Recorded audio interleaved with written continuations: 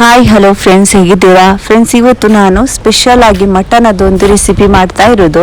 ಅದುವೇ ನಮ್ಮ mutton fry. ತುಂಬ ಈಸಿಯಾಗಿ, ನೀವು ಬೇರೆ ಎಲ್ಲ ಮಟನ್ ಫ್ರೈ ಮಾಡುವಾಗ ತುಂಬಾ ಮಸಾಲೆ ಎಲ್ಲ ಕಷ್ಟ ಇರಬಹುದು.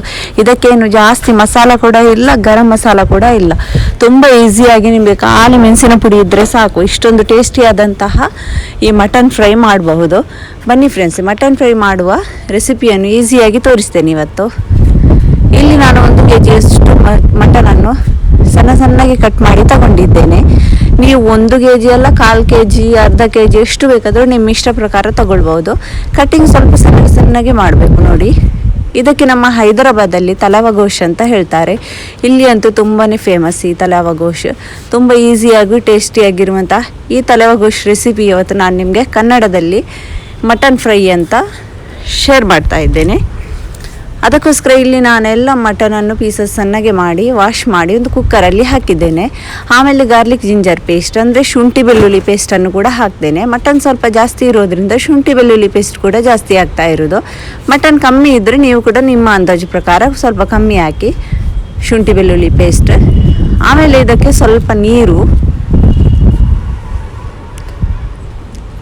ನೀರು ಹಾಕಿ ನಮ್ಮ ಕುಕ್ಕರ್ ಮುಚ್ಚಳವನ್ನು ಬಂದ್ ಮಾಡಿ ಒಂದು 5 ವಿಸಿಲ್ ತೆಗೆಯೋಣ. ತುಂಬಾ ಇದು ಎಲ್ಲ ಪುಡಿ ಆಗಬಾರ್ದು, ನಮಗೆ ಮಟನ್ ತುಂಬಾ ಬೇಕಾರ್ದು. ಈ ಥರ ಪೀಸಸ್ ಕಾಣಿಸ್ಬೇಕು. ಈಗ ಇದರಲ್ಲಿ ಸ್ವಲ್ಪ ನೀರು ಕಾಣ್ತಾ ಉಂಟಲ್ವ ನಿಮಗೆ, ಈ ನೀರನ್ನೆಲ್ಲ ಈಗ ಡ್ರೈ ಮಾಡಬೇಕು. ಅಂದರೆ ಇದರಲ್ಲಿ ನೀರು ಇರಬಾರ್ದು, ನೀರನ್ನೆಲ್ಲ ಈ ಥರ ಡ್ರೈ ಮಾಡಬೇಕು ನೋಡಿ. ಈಗ ಇಷ್ಟು ಡ್ರೈ ಆಗಿದೆ ಅಲ್ವಾ, ನಮ್ಮ ಮಟನಲ್ಲಿ ನೀರೇ ಇಲ್ಲ ಸ್ವಲ್ಪ ಕೂಡ. ಆಮೇಲೆ ಇದನ್ನೀಗ ಇಲ್ಲಿ ಫ್ರೈ ಮಾಡುವ ವಿಧಾನವನ್ನು ತಿಳಿಸ್ತೇನೆ ಬನ್ನಿ. ಇಲ್ಲಿ ಒಂದು ಪಾತ್ರೆಯಲ್ಲಿ ನಾನು ಎಣ್ಣೆ ಹಾಕ್ತಾ ಇದ್ದೇನೆ ನೋಡಿ. ಈ ಥರ ಎಣ್ಣೆ ಹಾಕ್ತಾ ಇದ್ದೇನೆ.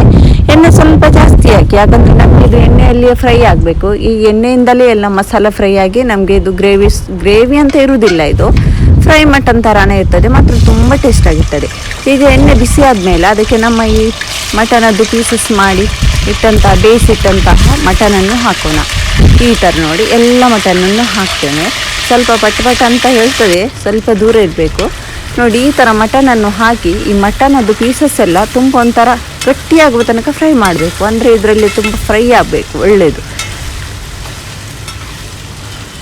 ನೋಡಿ. ಈ ಥರ ಸ್ವಲ್ಪ ಹೊತ್ತು ಇದೇ ಥರ ಫ್ರೈ ಮಾಡ್ತಾ ಇರಬೇಕು. ಇದು ನಮ್ಮ ಎಣ್ಣೆಯಲ್ಲಿಯೇ ಸ್ವಲ್ಪ ಗಟ್ಟಿಯ ಥರ ಆಗಿ ಕಾಯ್ದ ಥರ ಆಗ್ತದೆ. ಆಮೇಲೆ ನಾವು ಇದಕ್ಕೆ 1-2 ಹಸಿಮೆಣಸು, ಸ್ವಲ್ಪ ಕರಿಬೇವು ಸೊಪ್ಪು ಇದನ್ನೆಲ್ಲ ಹಾಕಿ ಈ ಥರ ಸ್ವಲ್ಪ ಹೊತ್ತು ಮಿಕ್ಸ್ ಮಾಡಿಕೊಳ್ಬೇಕು. ಅಂದರೆ ಇದು ಕೂಡ ಎಣ್ಣೆಯಲ್ಲಿಯೇ ಚೆನ್ನಾಗಿ ಮಿಕ್ಸ್ ಆಗಿ ತುಂಬ ಒಳ್ಳೆ ಪರಿಮಳ ಬರಲಿಕ್ಕೆ ಸ್ಟಾರ್ಟ್ ಆಗಬೇಕು ನೋಡಿ. ಈ ಥರ ತುಂಬ ಈಸಿ ರೆಸಿಪಿ. ನಿಮಗೆ ಈ ಥರ ಉದಾಸೀನ ಎಲ್ಲ ಆದರೆ ಈ ಥರ ಮಾಡಿ ತಿಂದರೆ, ನೀವು ಯಾವತ್ತು ಮಟನ್ ಎಲ್ಲ ಸಿಕ್ಕಿದ್ರೆ ಇದೇ ಥರ ಮಾಡ್ಬೋದು, ತುಂಬ ಟೇಸ್ಟ್ ಆಗಿದೆ. ಒಮ್ಮೆ ಖಂಡಿತ ಟ್ರೈ ಮಾಡಿ ನೋಡಿ. ಇಲ್ಲಿ ನಾನು ಸ್ವಲ್ಪ ಅರಿಶಿನ ಹುಡಿ ಹಾಕ್ತಾ ಇದ್ದೇನೆ. ಇದನ್ನು ಕೂಡ ಎಲ್ಲ ಮಸಾಲ ಹಾಕಿದಾಗ ಸ್ವಲ್ಪ ಹೊತ್ತು ಈ ಥರ ಮಿಕ್ಸ್ ಮಾಡಬೇಕು. ಅಂದರೆ ಎಣ್ಣೆಯಲ್ಲಿ ಇದೆಲ್ಲ ಚೆನ್ನಾಗಿ ಫ್ರೈ ಆಗಬೇಕಲ್ವಾ, ಅದಕ್ಕೋಸ್ಕರ. ಈಗ ಉಪ್ಪು, ಅಂದರೆ ನಮ್ಮ ಗಾರ್ಲಿಕ್ ಜಿಂಜರ್ ಪೇಸ್ಟಲ್ಲಿ, ಶುಂಠಿ ಬೆಳ್ಳುಳ್ಳಿ ಪೇಸ್ಟಲ್ಲಿ ಸ್ವಲ್ಪ ಉಪ್ಪಿತ್ತು, ಅದಕ್ಕೆ ನಾನು ಫಸ್ಟಿಗೆ ಉಪ್ಪನ್ನು ಹಾಕಿರಲಿಲ್ಲ.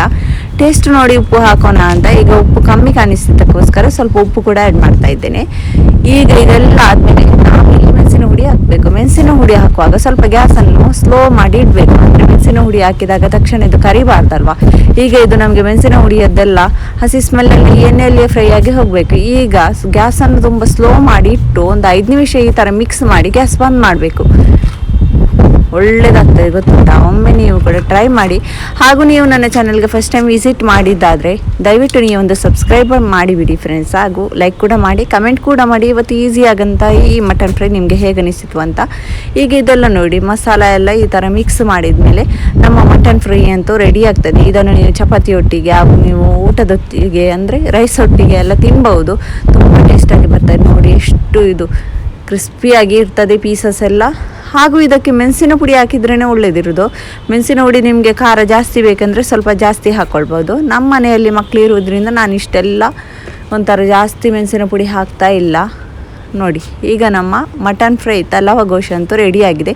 ಇದು ನಮ್ಮ ಹೈದರಾಬಾದ್ನ ಸ್ಪೆಷಲ್ ಡಿಶ್ ನೋಡಿ. ನೀವು ಕೂಡ ಒಮ್ಮೆ ಹೈದರಾಬಾದ್ ಥರ ನೀವು ಕೂಡ ಮಾಡಿ ಈ ಥರ ಟ್ರೈ ಮಾಡಿ ತಿನ್ನಿ. ನೆಕ್ಸ್ಟ್ ಸಿಗ್ತೇನೆ ಇನ್ನೊಂದು ವಿಡಿಯೋದಲ್ಲಿ. ಬಾಯ್.